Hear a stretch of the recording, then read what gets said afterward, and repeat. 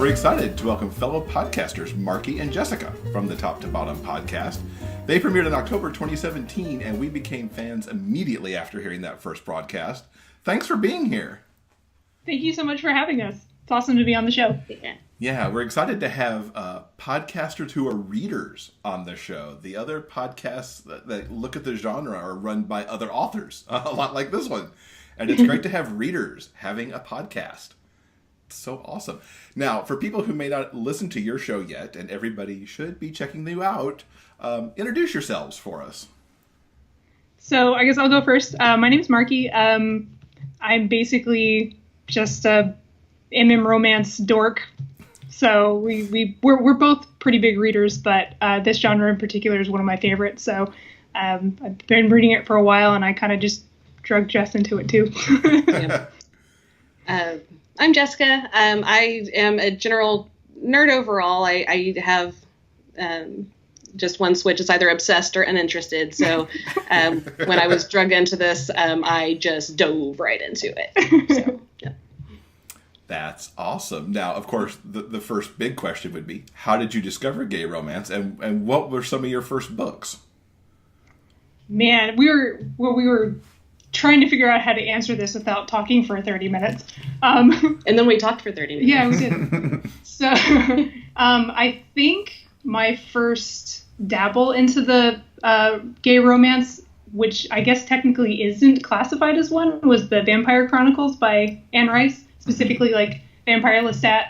I got into that when I was in like high school. And didn't realize that that's what made me love the genre. I mean, her writing in general is fantastic, but that's what really made me love the characters so much. And it wasn't until way later in life, I can't remember what made me get back into it, but I started looking up like epic fantasy novels, and I got into the Luck in the Shadow series and read like 3 or 4 of those books. And then I think I somehow tripped and fell and found Cut and Run. And then from there, it was just the rabbit hole goes down forever. I do everything she does.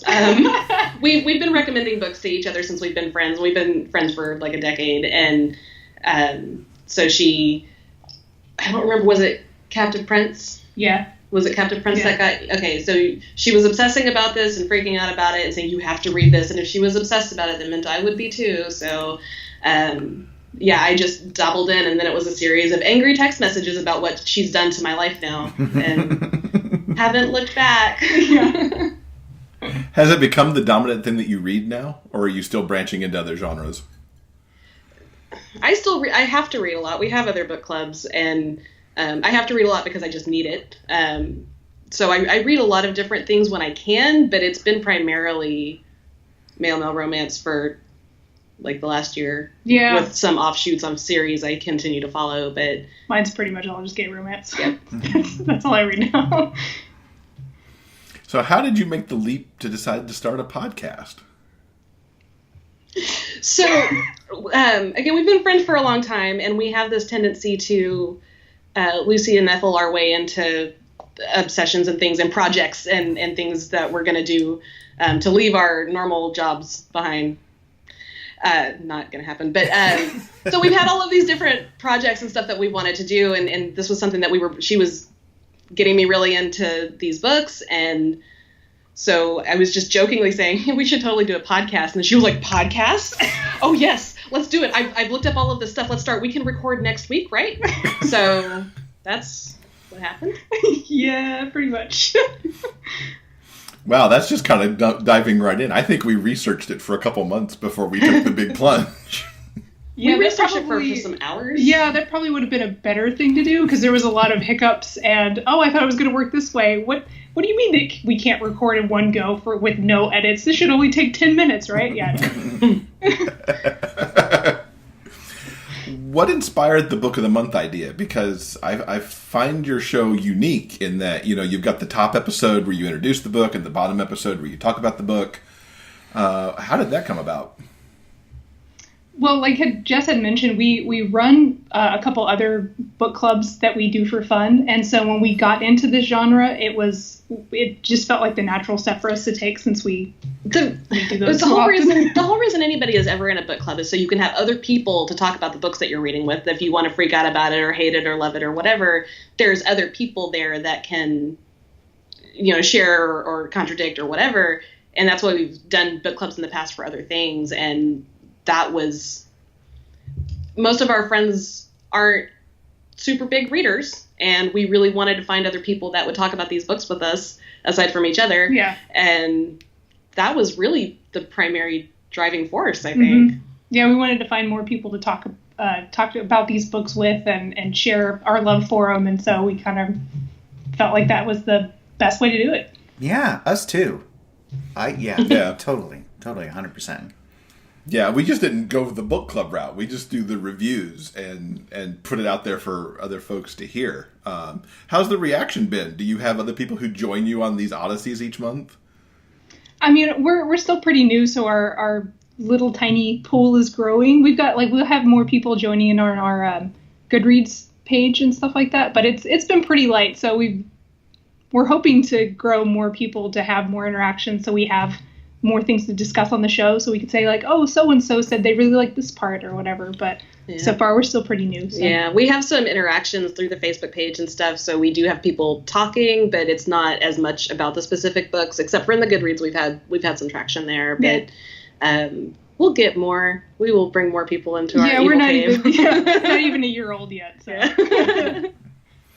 Yeah, there is always that time to kind of get cranking out there, which is another reason we want to have you guys on the show and help broaden that out a little bit if we can, because it's a fun show. It really is. What other podcasts do you guys listen to besides y'all? I have a lot of podcasts that I listen to, but nothing. The only other literary one I listen to is Sword and Laser, which is a sci-fi fantasy book club. And that's kind of what started me on podcasts in general. I listen to a lot of science stuff, like Planet. We're both involved with the Planetary Society, and they have a podcast that we listen to. I don't know other than y'all's and Sword and Laser, I don't know if I read any other podcasts. If I follow any other book podcasts. So. Yeah. Yeah, and I'm not BSing. You guys are on my. Oh, look, there we are. Cool. There's a D&D one I listen to. There's a couple of D&D ones I listen to. Do you still do the Night Vale stuff? Yeah, Welcome to Night Vale. Okay, good. That just I don't listen to as much as I'd like to now because I try to do audiobooks because I don't have near as much time to read everything I want to read, but. I do bunches of those. Yeah. Yeah, audiobooks do help a lot. Mm-hmm. Yeah, trying to cut that time. Mm-hmm. Just speed that up. Speed. Yes. Has the podcast changed the way you read? Yeah, it really does. Because we were discussing that Jess is really, really big into supernatural and paranormal stuff, and we read the Temptation series, and you discussed that on its base surface, it probably wasn't something you would have picked up. I would have never. I think we'll talk about this more later. I would never aim right at a normal contemporary kind of thing because just at its face value to me, I'm two normal people doing normal. I don't care. But this has definitely opened up some things that I wouldn't have read before. It also limits a lot of other stuff. I follow several series and several genres, and a lot of them are in my to read pile that I wouldn't have waited on before. And I have to get these books done. And when we start a series, I can't just stop at the first book. So yeah, it's I still read as much as I did before, but it's definitely consuming my reading time for sure. What about you, Markie? Yeah, we picking up, because what we'll do is I'll go in and look at authors that are really popular or ones that are recommended a ton, because I go and follow everything on Facebook, different groups and stuff. So if I see something surface over and over, people are really excited about this particular new author or this established author or whatever, I'll stick it in our okay, well, we need to pick up one of these books because apparently they're fantastic. Whereas on my own, I probably would have stuck within I really like cop dramas and stuff like that. So I would have stuck in that genre, and now we've kind of done a little bit of stuff that I've never done before. So it's forced me out of my tiny little, like, this is what I like, so I'm going to stick in this tiny bubble. And now we kind of read a little bit of everything, which is fun. Yeah. Yeah, I think we're kind of the same way, too. Because we're nearly every day we you know, at some point we touch on, well, what are we going to talk about on this week's show?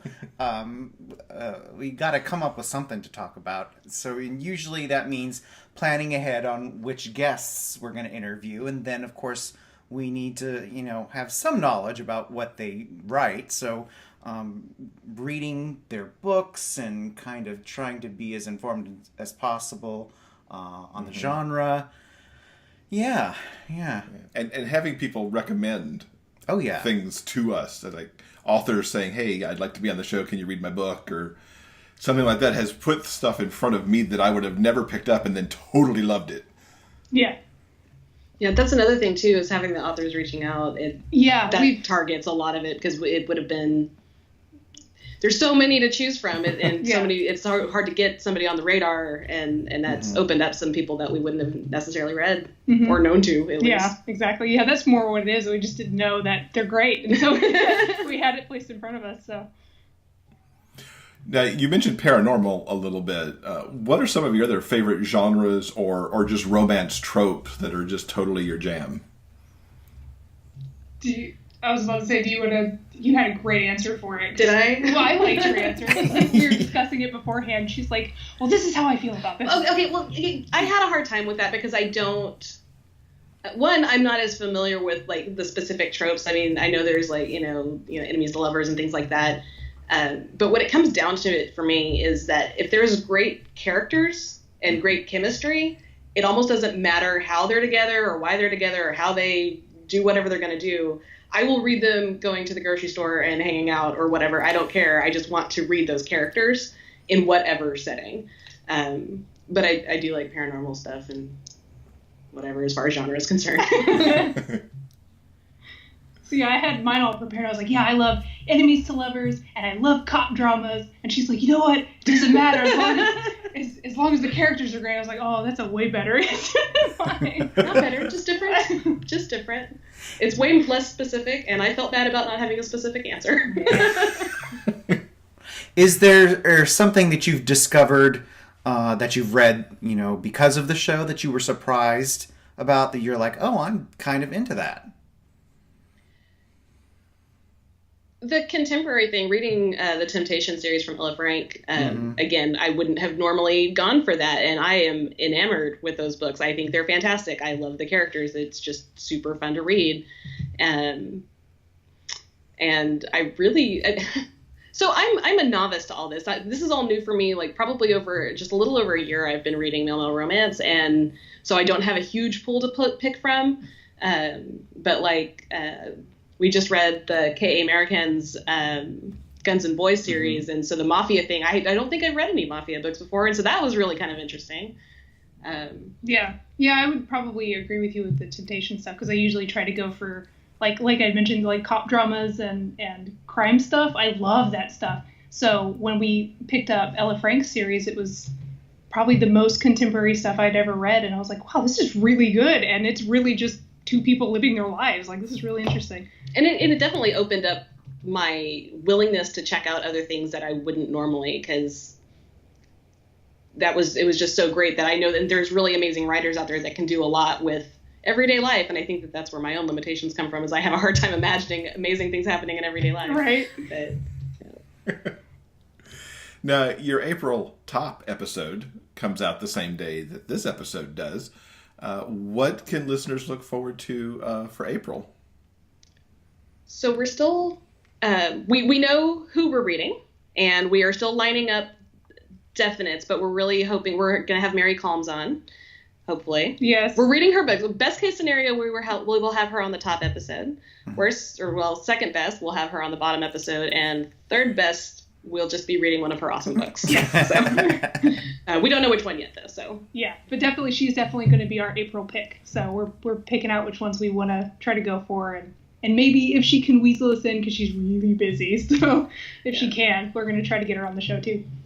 Nice. Very nice. Yeah, she's got some good stuff. I'm only recently she's been around forever. And I finally only read one of her books like late last year. I don't know why that was such a gap for me there, but it was.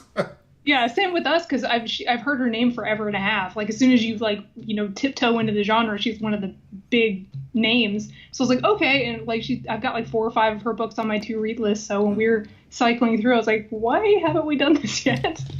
So because we have like 12 episodes. Yeah. Now, Markie, I think it was you who was at GRL last year. So you stuck your toe into that part of the fandom and genre. What were your impressions? It was kind of overwhelming in a fun way, because like I had talked about on the show, it was I went by myself because she wasn't able to go, and the friend who I was traveling with had zero want to go.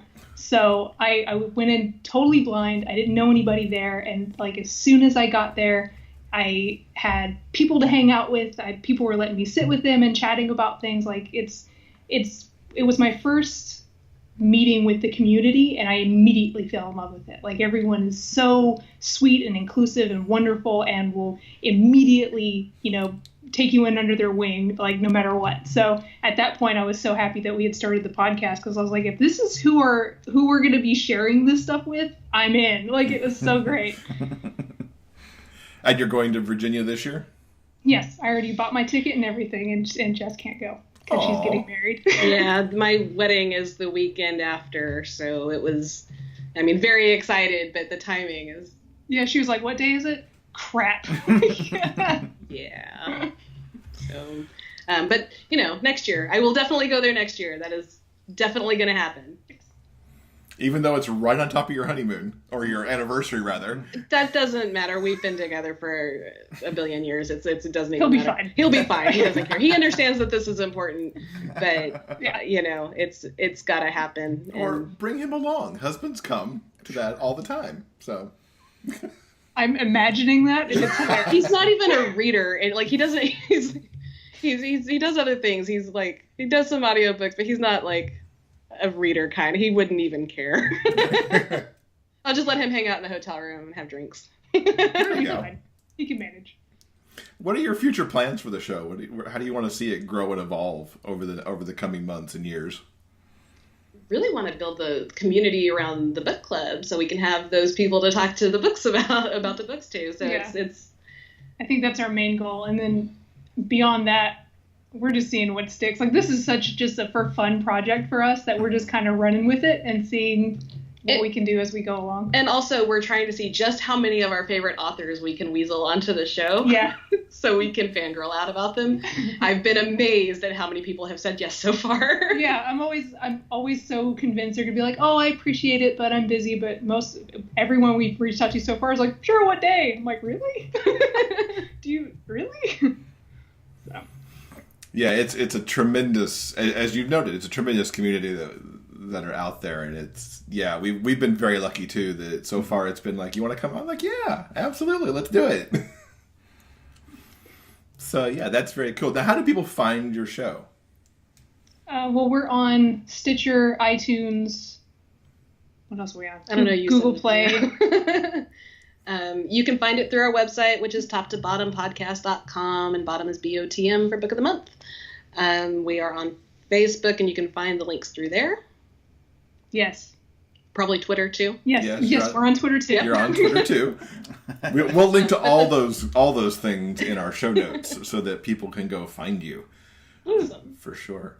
Well, thank you guys so much for hanging out with us for a few minutes. We wish you the best of success, and again, we're thrilled that readers are out there making a podcast to talk about this genre. Well, thank you. Jinx. Thank you for having us on. It's been awesome. Like we had mentioned, we're already fans of the show, so when you guys reached out to us, we were like, all right, like, this is so cool.